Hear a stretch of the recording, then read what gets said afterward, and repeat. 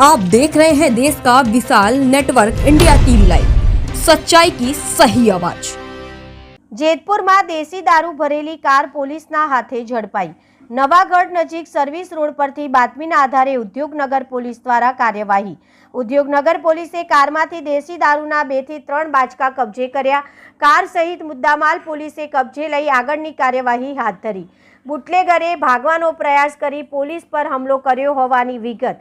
બુટલેગરના નેફામાં રહેલી છરી વડે હુમલો કરતા એક પોલીસ કોન્સ્ટેબલના હાથમાં ઈજા પહોંચી હતી। ઈજાગ્રસ્ત પોલીસ કોન્સ્ટેબલ નિલેશ મકવાણાને સારવાર માટે સરકારી હોસ્પિટલમાં ખસેડવામાં આવ્યા।